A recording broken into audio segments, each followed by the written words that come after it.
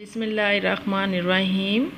Assalamualaikum students. How are you? I hope you are safe and sound. Students, as you know that coronavirus is spreading all over the world. So please students, stay home, stay safe. Students, as you know that this is our second lecture of English language class. English language mean English B class for class 6. Today students, we are going to study essay Quaid-e-Azam Muhammad Ali Jinnah on your workbook, page number 38. As you can see picture of Quaid-e-Azam.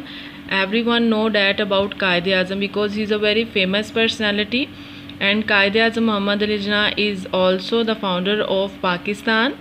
He is the greatest leader of the Muslims, and he is also called the father of Pakistani nation.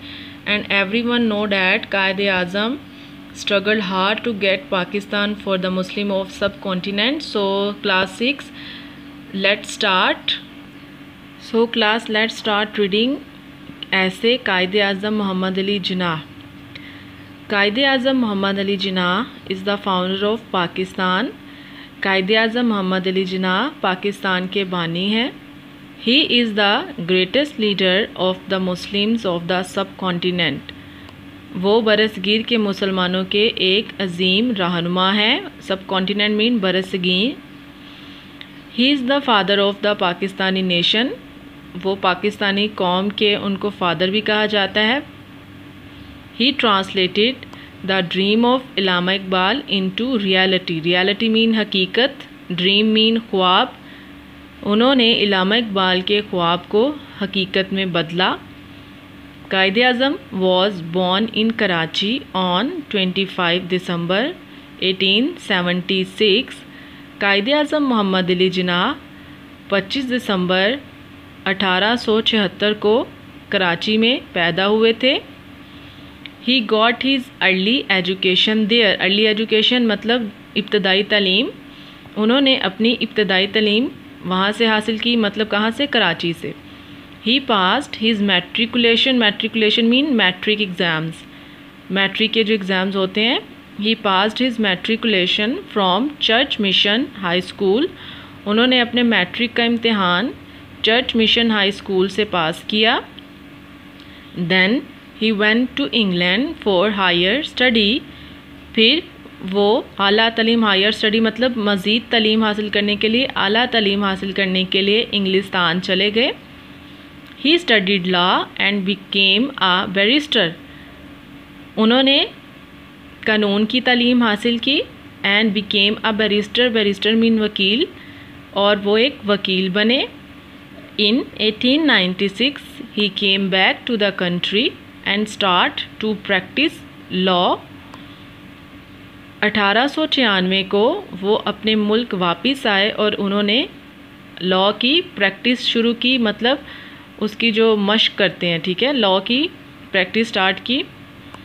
He rose an outstanding lawyer owing to inbuilt qualities. Qualities मतलब खूबियाँ.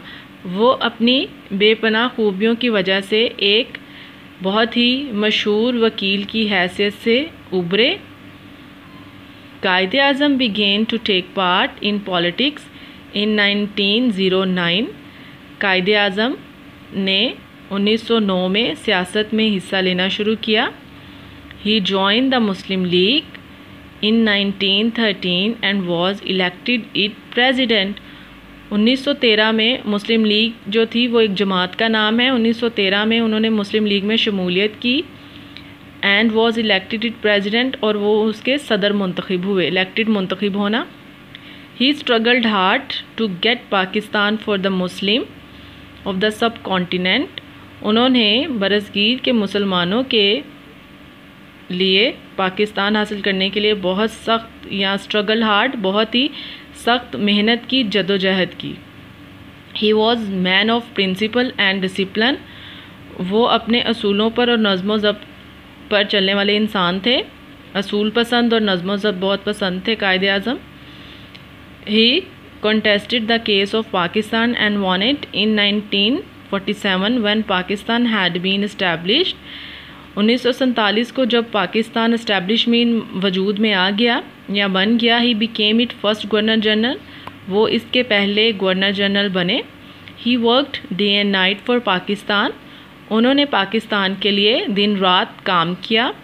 His health run down but he kept on working, उनकी सेहत दिन ब दिन जो थी वो गिरती जा रही थी, मतलब वो बीमार हो रहे थे, बट लेकिन उन्होंने अपना काम जारी रखा। ऑन 11 सितंबर 1948 कायदे आज़म डाइड, 11 सितंबर 1948 को कायदे आज़म ने वफ़ात पाई। He was buried in Karachi, buried mean दफनाना, उनको कराची में दफनाया गया था। The Pakistani salutes him for his achievement, achievement कहते हैं कारनामों को, पाकिस्तानी जो हैं उनके कारनामों पर हमेशा उन्हें खराज तहसीन पेश करते हैं। May his soul rest in peace. So student, this is your essay on your workbook, page number 38, essay Quaid-e-Azam Muhammad Ali Jinnah. So students, your home assignment is rewrite it essay on your workbook and learn it also. Take care of yourself. Allah Hafiz.